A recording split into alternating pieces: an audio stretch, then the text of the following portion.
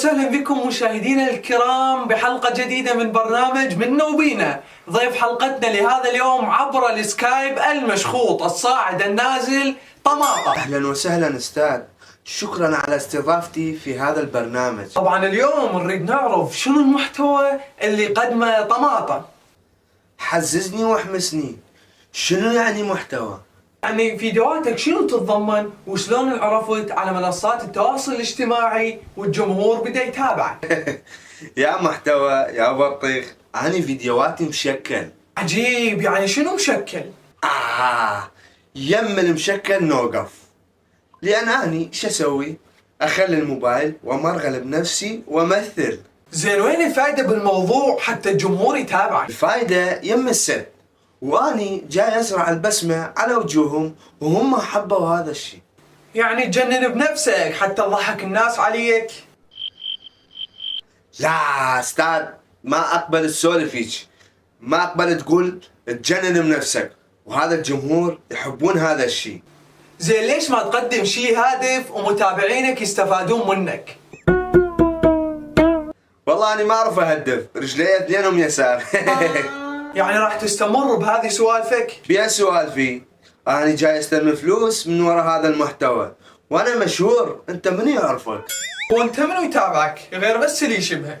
أني وأعوذ بالله من كلمة أني لو أعرف هيك كان صورت ويا الديك وما جيت البرنامج مالك. باي. طبعا للأسف اليوم شاهدنا الكثير من هاي الحالات، لكن ما يفرقون بين الشهرة والشهيرة، ويركضون وراء عدد المشاهدات واللايكات وهم مقشبرين بروحهم، ومثل ما يقول أبو المثل جنن بروحك وعيش طيب.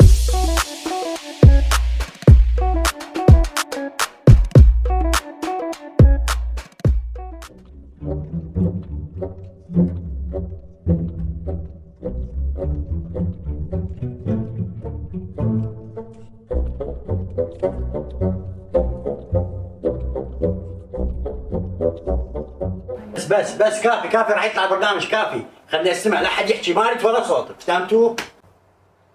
نلبس حزام الأمان؟ ادري قابل راح نطير. لكم كافي، ما تسمع قلت لكم البرنامج راح يجي؟ برنامج؟ ايه برنامج، خلينا نشوف عاد. عيني وانت من يمتى تباوع برنامج؟ وليش؟ من اخذتيني كتبوا بالعقل ممنوع المتزوج يطمش على برنامج.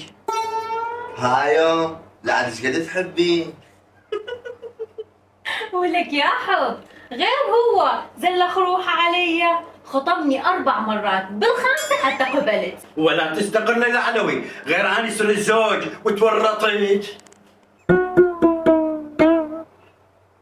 اقول لكم شني؟ مسوي المقلب بينا؟ اشوف واحد قام يفضح الاخ.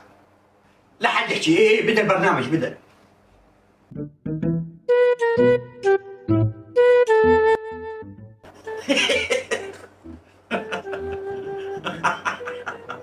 يا والله حلوة. على شنو تضحك؟ بعدهم ما مسوين شيء. يعني شلون؟ انتظروا من اللي يسوي شيء؟ لا اضحك، يا كل ما رد مكانك. هو هذا البرنامج اللي خبصتنا بيه؟ يابا شو هذول الممثلين وجوههم ما تفتح النفس. انت شعلك بوجوههم، تيجي تناسبهم، شوف محتواهم. ليش بس وجوههم لا يعرفون يمثلون ولا عندهم كاريزما؟ ولا الماسكه تدلقم لك بالجزمه. ترى والله كلام ابنك صحيح. طبعا من يشد العروسه؟ عروسه؟ ابني لا تخاف، ترى ما يزوجك. ايه بالقمر يريد له زواج، وبعدين انت شو كلامه صحيح؟ بعدين حضرتك انت مخرجه مؤلفه. لا عيني لا، أنا أم أيودي.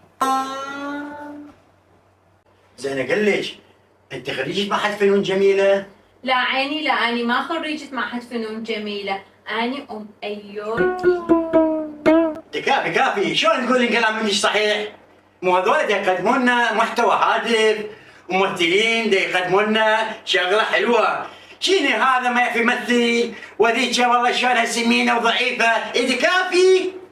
والله ما صوتك أنا قاعد يمك، أقوم أخبر أختي أحسن لي. انا ما زوجك، تويجي اني راح اخابر اختي يديروا لي.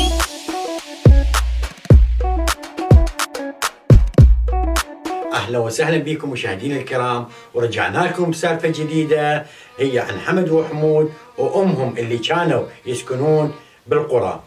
يوم من الايام حمد وحمود طلعوا يرعون بحلالهم، وجت عليهم مجموعه من السلابه رادوا يسلبوهم حلالهم. فحمود من شاف السلابه ختل بحفره قريبه، وحمد ظل يقاتل وينادي على اخوه حمود خويا افزع لي. حمود قال لاخويا حمد انطيهم الحلال وخل نفلت بروحنا. حمد قال لاخويا ما ياخذون صوفه واحده لو على جثتي. حمد ابى ان يسلم الحلال مالته للمسلبجيه، فقاتلهم وقتل 5 من عندهم، وبعدين هو قتل. وبهاي اللحظه طلع حمود من الحفره وخلى اخوه على الفرس، وخلى جثث المسلبجيه على الفرس وخذهم للقريه. ومن طب القريه قام يرمي الفشق فرحا بانتصاره، وطلعوا اهل القريه يرمون الفشق بالجو، والمهاويل تهوس بانتصارات حمود. وقسم من النسوان تهلهل وقسم تبكي على حمد. بعض النسوان سالوها وقالوا لها انت لا حزينه على حمد ولا فرحانه بانتصارات حمود. قالت لهم وهي تعرف ولدها زين، حمد شابع فشق وحمود شابع صير. هسه سالفتنا كم حمودك وهسه دين اللي يثقل بين اوراقه وشعرك كبره بلا حيلاقه. الراتب وينك بدول عينك ابو المخضر سد اسواق. الراتب وين طحن ينطوني بس الخاله وناقص زيت من جماله. ياهو يعيش بهاي الحاله الله يساعد ابو العماله. الحصه وين نشتغله وين لا تبليط ولا مجاري. تنطر نغرق هاي اجباري اغرق نايم وانا بداري.